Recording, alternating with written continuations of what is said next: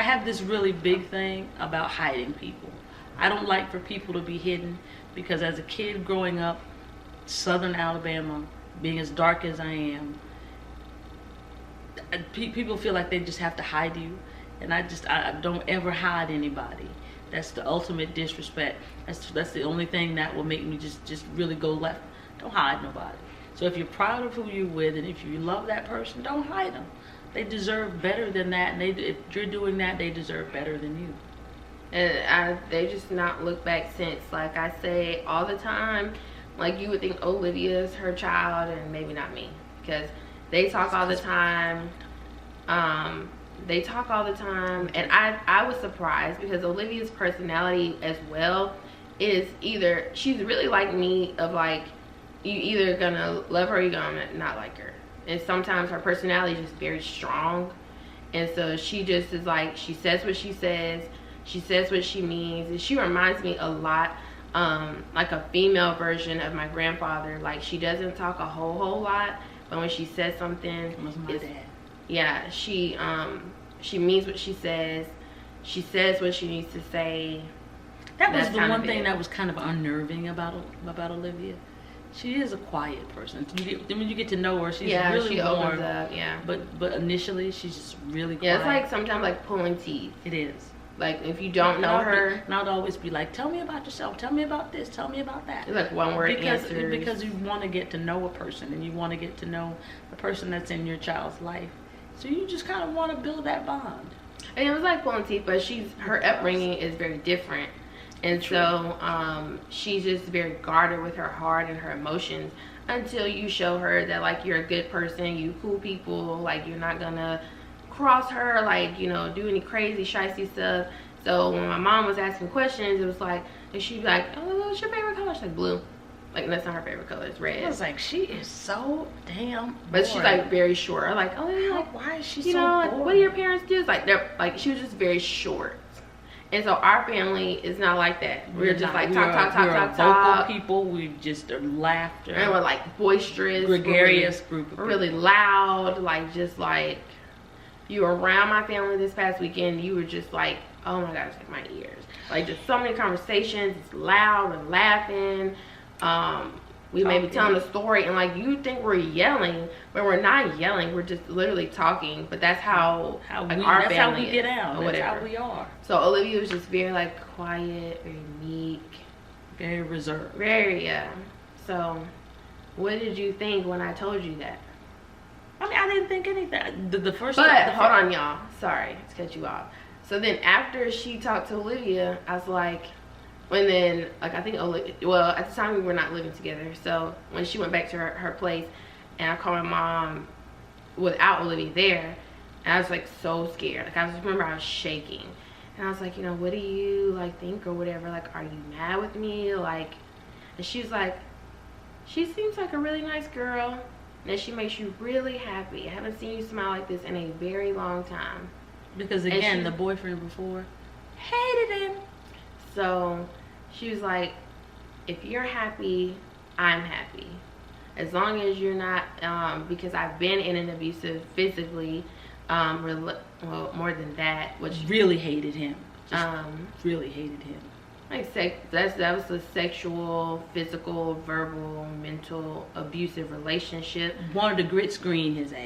Did not like him. When I was 16/17, and so that was just a very jarring experience in itself, with a male, of course. And so she was like, as long as you're not being abused in any type of way like before, and she makes you happy, I like her. And which is, my mom is very hard to like please. So the fact that she was like, I like her, I was like, she's not really said she likes anybody. Because I generally have to feel people out before. And then normally she doesn't want to like I wound up not liking. She's like, I don't like this person. Like, I mean, which looking back, hindsight's 2020, and now as a mom, that mom intuition of stuff. So, because you gotta get it right when Nala starts negotiating the dating scene, you will then see what I'm talking. Because sometimes when you're in a situation you can't always see people, and people come to things with motives. And I think she can see things objectively that I couldn't see, because when you're in it, you know, you're just like, oh, I like this person. Yeah, she didn't even know what the hell love is like that young. So she would see like from the outside looking in, and because I was in it, and at the time, like in the abusive relationship, I'm not seeing it because like I'm getting my eyes punched out and, you know, all that type of stuff. So I didn't, you know, I'm in it. And you didn't come home with black eyes or anything. Yeah. Cover them up. You never wore makeup though. I did. You should know it. It was natural. But I mean, it was also bruises, like I said, like eyes punched out sometimes, not literally, but like getting hit. So bruises like on the legs and different things like that. And I don't know where that comes from, because I am a strong advocate of we not putting no hand. I don't even argue like that. So we're not putting no hands on nobody. We're not doing any of that. And you know, I'm gonna wind up on an episode of Snapped, or you know, pouring hot grits on you when you go to sleep. So I don't know where any of that came from.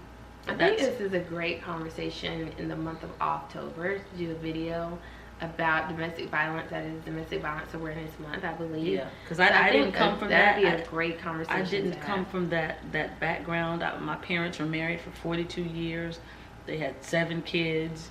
You know, so real stable, real Norman Rockwell kind of life. So Olivia made her happy, and when Olivia made her happy, and that was like the biggest like weight. I think I told my mom, and then I called my sister, and my sister was just like, we may call her in a second to get her opinion. She's like, okay.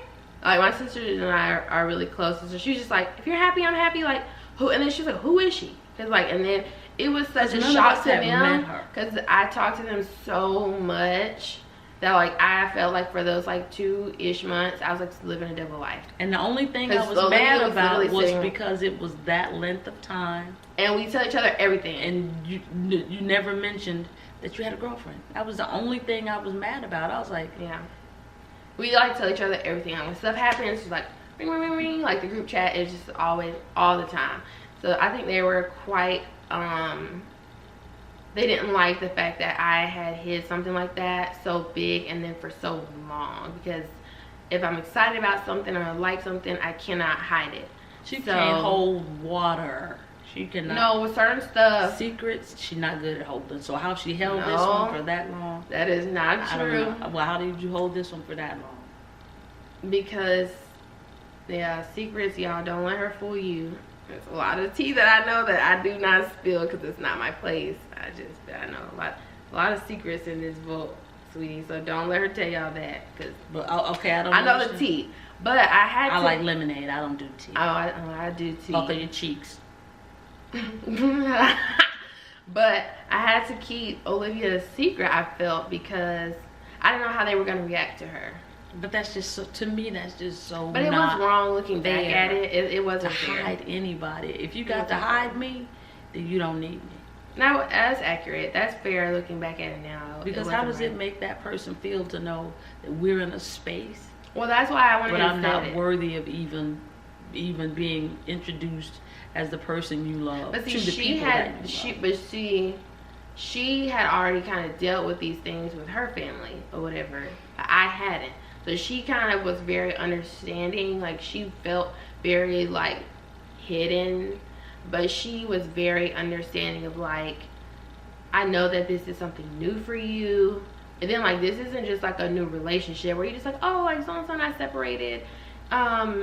Myself, because I was with that person for 5.5 years. We had lived together. So, which I'm not a fan. I don't care who, male, female, dog, cats. I'm not a fan of living with anybody. I can't do the whole cohabitation thing, because number one, that wasn't the way I was raised, against traditional values, and number two, if you're gonna live with a person, dang nabbit, I'm having your last name, because we're not gonna play house and something happens and then I get nothing, or I'm not afforded any opportunities because I was never married. So we're gonna get that piece of paper. So I'm not a fan of living together. So when they moved in, that's where my trepidations crept in. I don't like living with nobody. I disagree, and I think it was so crucial that he and I did, because then like within 6 months, we had been together 5.5 years. Within 6 months of living together, that's when we separated. So I think that it was really for the greater good, and so much was seen and so many things happened there. So she was just, Olivia is so understanding of like, not only are you telling your family like you and that person separated, and this is just like a new relationship, and then it's like on top of that, I'm in a new relationship with the opposite sex. So she was so understanding about it. And no, with the same sex. Oh, same sex, sorry. And so she was just like really understanding and like try to help me, like guide me through it or whatever.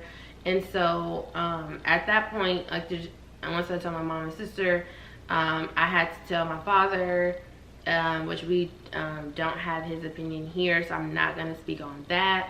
But there wasn't any like bad things said about it. I think he just had questions of like, so how does like the kid thing work? Because that's like, the one thing I've always wanted.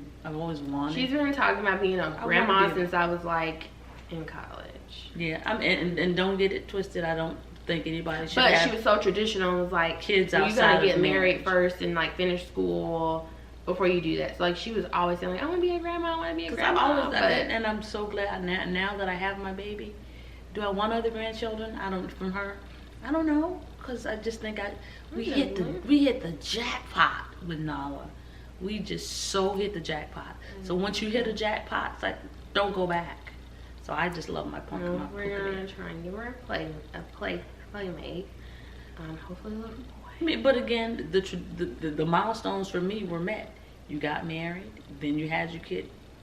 And that's what she said when we talked. She was like, you finished high school, you went to college, you got your degree, you held a job. At that point, I was in corporate America, so she was like, you have your corporate job, now you want to get married and you want to have a family. You've satisfied what I've always required of you of life, which I think even if I didn't do things in that order, she still would love me. But for her, I think it was easier for her to stomach because I had met her requirements in her mind. And so that was the question she had, like, well, I want to be a grandma, like, how does that work? So then we gave her the information about it, and she was like, okay, like, you still want kids? Like, Olivia wants kids, like, cool beans. So she was good. My dad, the same thing. He just was like, it was a little bit of toleration at first, and then I think when he got to know her, he was like, okay, like, she's cool, like, she makes you happy, like, okay. Because sometimes bisexual people, to me, it's kind of, it can be a fad. Yeah, that's a lot of things I got, like, is this a fake, like with my family, not like her and my dad or my sister, but like my rest of my family, like my cousins and aunts and uncles were like, is this like a phase, or like you just kind of like out here wilding out because you are free from your last relationship? And it was like, no, this is like pretty serious. Like I wouldn't introduce y'all if they weren't serious in my life. And so do you have any advice to a support person that could be watching, or a parent that is maybe struggling with accepting their child's sexuality or who they are? From the parental standpoint? Or not even parental. No, I'm just saying from the vantage point that I know. Mm-hmm. From the parental standpoint, you don't have to always like what your kids do, but you always have to love your kids. We're charged with, we brought this little life into the world, and we're charged with loving it. So I always told my kids, I might not always like what you tell me, but I want you to tell me, so I'll know how to react and how to move. But why do you feel that way? Because there's parents out there that say, you know what, no, I don't have to love you, I don't love you unconditionally, I love you on condition, and being LGBTQ plus, that's not a condition that I'm willing to accept. And what can you do about it? There's nothing you can do about it. You have to move on with your life just like they have to move on. They're gonna miss crucial pieces of their child's life. But what advice do you have any advice about if the parent is like, I just need time and like I'm just trying to process it, or like what is there to, honestly, in my opinion, what is there to process? It's not your life. So again, you have to take things with a grain of salt. If your parent, if you say you need, as a parent, need time, need to process whatever, I'm going to give you that time to process it. Reach back out to me when you got it processed and when you got it figured out. So but wait a minute, but I have to say, no one had the parent thing processed. You didn't process when you found that you were pregnant and gave birth to a kid. That was a whole new experience that came with no manual. So accepting someone who's in an alternative lifestyle, there's no manual for that either. Oh my gosh, that word, we will have a whole conversation this month about lifestyle, the word lifestyle. So to say, I need time to process it. You didn't process giving birth to your kids and raising them. There was no book. So there was never at any point where you were like in your mind, like, I don't love, this is not what I raised her as. What did I do wrong? Like, I'm taking my love away. I'm violently withdrawing my emotions from you and no longer loving you as I loved you before. I could never imagine that, and I could never imagine that because for X amount of years, I've been your mom. So I can never see because of one action, me saying, I'm not going to love you. You don't know X amount. You said X amount. You don't know my age. How old am I? Maybe you didn't tell the people that you were 27. How old am I? Maybe they don't know that you're 27. I didn't. She said X amount, y'all. Like, she's like in her mind. Maybe y'all don't know how old she is. How maybe many she years doesn't old am I? Maybe she doesn't want to know that. I'm 20. How old? You're 27. Okay. No. Maybe I'm 52. So at no point in time, when I gave birth to her at 25, did I ever say, this love comes with conditions. Mm-hmm. And to some degree, it does come with some conditions. It comes with you not mistreating Nala. It comes with, if you mistreat Nala, I'm not going to not love you, but I'm going to fight you tooth and nail together. You know what I'm saying? So it has some conditions, but who you're sleeping with and who you choose to love was just never one of those conditions that it came with. That's and fair. I could never see. So how do you think that people, because I know people and that's family. You've had people in our family. I mean, that's family, that's friends, that are, like, Olivia and I both know a girl that lives a complete double life. I think that's some BS. Outside, like, outward appearance, like you're with guys, you do certain things to try and be feminine. When you completely look at them, you're like, you're in the LGBTQ community for one, and we also know like women that she's messed with, and but that's like, not and your, we that's know not, that that's not your cross to bear. I mean, it's not my cross to bear, but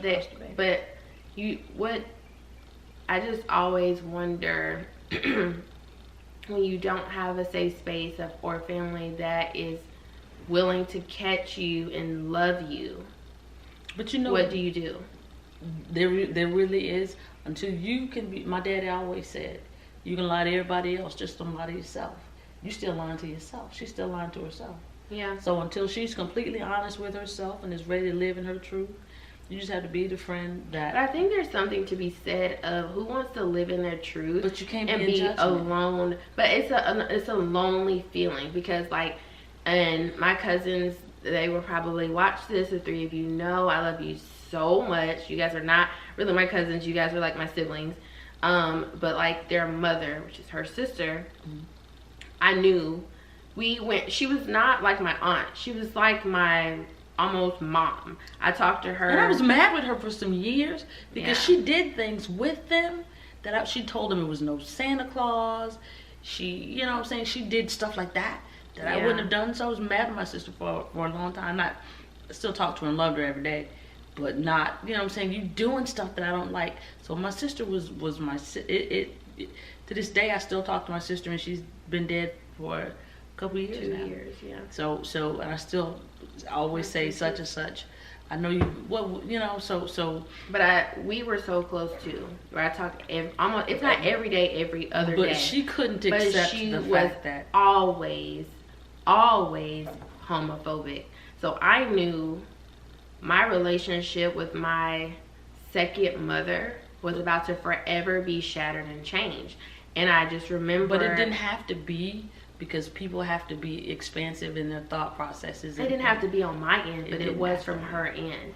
And that was something that was so just like. And if somebody can't accept it, There really is nothing you can do but leave them to their own devices, because I mean, but I think that there's something to be said in this conversation, like, it's so important, because I think that you have to find people that love you, that accept you, and if there's nobody in your family or in your circle, find a community of people, whether that is via Instagram or Facebook, because there's people out there, and I've experienced that there's always more love than hate. You have hate out there. Olivia and I get the look sometimes, and you know, people are like at restaurants, like, you know, looking at us, or especially because I have a traditional like wedding ring, she does not, but they look at first, because some people we say we look alike. So first they say like, oh, y'all are sisters, and then you say like, no, that's my wife. Then they're like, you know, oh. And then they see her sister and go, oh, that's your sister. Yeah, because my sisters look quite alike. They do. And so you get those looks, and you're going to have the hate, but I challenge whomever to find. But I still get looks because I'm black. I mean, yeah, but it's just a different type of look. And I think it's because, like, we've also had instances were at a restaurant, especially when I was pregnant. People just like, it was like mind blowing. People were just like, how did she get pregnant? How did she get pregnant? Because the same way you did, the traditional way you did. But I didn't get pregnant the traditional way. I'm saying sperm and egg. I mean, yeah, but people, and I think sometimes too, like Olivia has taught me that, like, I will like put my mind would play a trick. I'm like, oh my God, Olivia, they're like looking at us, like, are they judging us? Like, and she's like, calm down. And then people like walk up to us and they're like, y'all living y'all's truth, like, y'all are a beautiful couple, a beautiful family. And I'm like, and Olivia's like, see, like, you had such a warped sense of they were gonna say something bad, and they didn't. They said something positive. So I am learning still to try not to think that they're gonna say the worst, but they're gonna speak positivity. And if they don't, and some people are going to necessarily not look at your relationship in a positive kind of way. And again, I'm of the mindset, if you can't control it, what in the hell we got to worry about? I mean, I think I'm at a place of too, like, there's just some people that are gonna be brutally ignorant, and you can't change that. And it's nothing I can do. Like, when I first came out to my family and my circle, and even on my social media, there were just those people that were really ignorant. And you're gonna have those comments of, like, you know, sexual jokes that are really not funny. If you're two women, Olivia and I get asked all the time, or when you say like, oh, my wife, and they're like, oh, your wife, like, you know, can I get in there and have some action, and, you know, just disrespectful things. I was just happy to have her, as my dad would say, off my books, and I ain't got to pay for it no more.